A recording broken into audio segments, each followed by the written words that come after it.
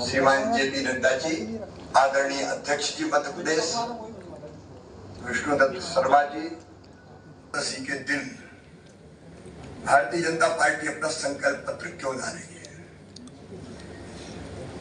कांग्रेस को, कांग्रेस के नेताओं को भारत, भारतीय संस्कृति, हमारे जीवन मूल्य, इतिहास इसका ज्ञान ही नहीं है। नरक चतुर्दशी के दिन ही भगवान श्री कृष्ण ने नरकासुर, जिसने 16,000 रानियों को कैद कर रखा था, उसका वध करके उनको मुक्त कराया था। तो ये बहनों की मुक्ति का दिवस भी है, उनके आत्मसम्मान और स्वाभिमान से जीने का दिवस भी है। लेकिन दिक्कत ये कि इतिहास की पूरी जानकारी रहती नहीं है। हमारी एक बहन आती और भगवान राम को 13 सालों के लिए वनवास भेज देती है।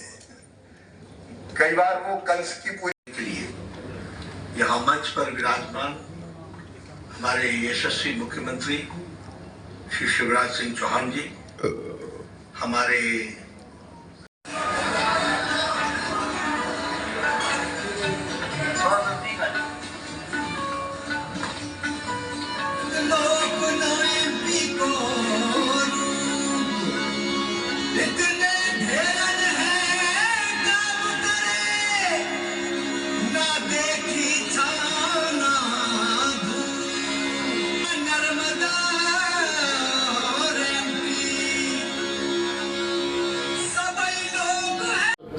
आज भारतीय जनता पार्टी द्वारा संकल्प पत्र जारी किया गया है।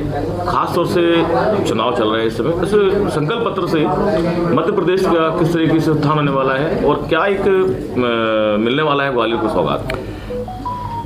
देखिए, भारतीय जनता पार्टी घोषणा पत्र की जगह संकल्प पत्र प्रस्तुत करती है। उस शब्द का ही मतलब है कि हमने जो कहा है वो हम करके दिखाएंगे, और अभी तक जो हमने कहा है वो करके दिखाया है। विशेष रूप से संकल्प पत्र में आज ग्वालियर के लिए मेट्रो की घोषणा हुई है। इस बात की अभी संकल्प पत्र जब हमने सुना और देखा तो निश्चित रूप से ग्वालियर का मेट्रो आने से विकास होगा।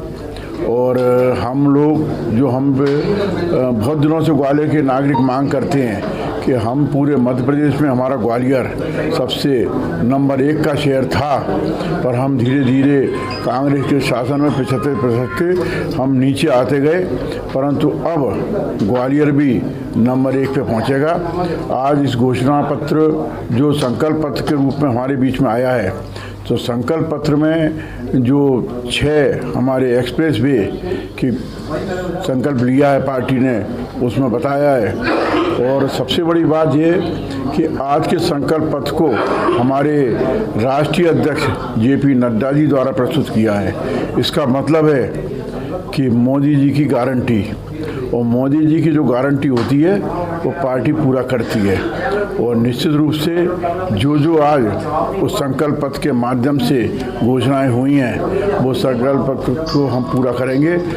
और जो लाडली बहना है उसको भी उन्होंने बढ़ाया है।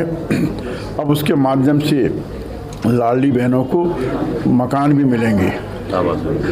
इसलिए निश्चित रूप से आज मध्य प्रदेश में कोई वर्ग विकास से वंचित नहीं रहेगा।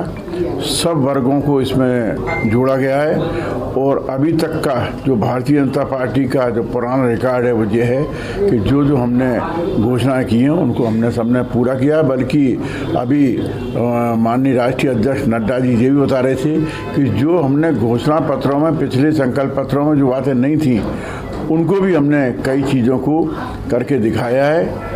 और आज सबसे बड़ी बात जो हमने इस पिछले कार्यकाल में किया कि 5 मेडिकल कॉलेज से हमने 30 मेडिकल कॉलेज करे हैं। निश्चित रूप से देखिए कि स्वास्थ्य के बारे में हम कभी कभी बहुत पहले कल्पना करते थे कि मेडिकल कॉलेज इतने हो जाएं कि आम आदमी को गांव-गांव तक चिकित्सा सुविधा मिले। जब मेडिकल कॉलेज ज़्यादा हो रहे हैं तो हम निश्चित रूप से गांव-गांव में चिकित्सक पहुंचेंगे और हर गरीब को चिकित्सा सुविधा मिलेगी, जो उसका मूलभूत अधिकार है, उससे वंचित नहीं रहेगा। क्योंकि जब डॉक्टर निकलेंगे हज़ारों की संख्या में तो वो निश्चित रूप से प्रदेश के कोने कोने में जाएंगे। तो आज इससे पूरे मध्य प्रदेश का विकास होगा। दादा, एक सवाल था कि मतलब जो लाड़ी बहना में जो महिलाएं वंचित रह गई हैं, क्या जीतने के बाद पुनः उनके पंजीयन किए जाएंगे क्या? अभी बीच में घोषणा की गई थी, चूँकि चुनाव आ गया, बीच में घोषणा हो गई थी, इसलिए हम उसको नहीं कर पाए। पर हम लोगों ने पहले घोषणा की है कि हम जो हमारी बहनें रह गई हैं वंचित, उन सबके दोबारा फॉर्म भरे जाएंगे। इस मध्य प्रदेश में कोई भी बहन इस स्कीम से वंचित नहीं रहेगी। आज ग्वालियर में भी हम जहाँ बैठे हैं वहाँ करीब 1.5 लाख हमारी बहनों को इसका लाभ मिल रहा है। और जब आप उनकी खुशी को देखेंगे, जब 10 तारीख आती है तो 9 तारीख क्या 1 तारीख से वो दिन गिनने लगती हैं कि तारीखें गिनती हैं, और जैसी 10 तारीख आती है तो शाम से बैठ जाती हैं। और जब उनके खातों में पैसे आते हैं, हम सब देखें, हम जितने भाई बैठे हैं यहाँ पे, हम सब अपनी बहनों के यहाँ साल में कितनी बार जाते हैं? साल में हम लोग आम भाई साल में 3 बार जाता है बहनों के यहाँ, दोज को, दिवाली दोज, होली की दोज और राखी की दोज। पर हमारे माननीय शिवराज सिंह जी ने हर महीने अपनी बहन के यहाँ दस्तक देते हैं और उसको अपने तरफ से उसको सौगात देती है। मतलब आने वाले सरकार में ये जो बहनें वंचित रह गई हैं उनको भी इसका लाभ मिलेगा, भैया उनके घर भी जाएंगे? बिल्कुल।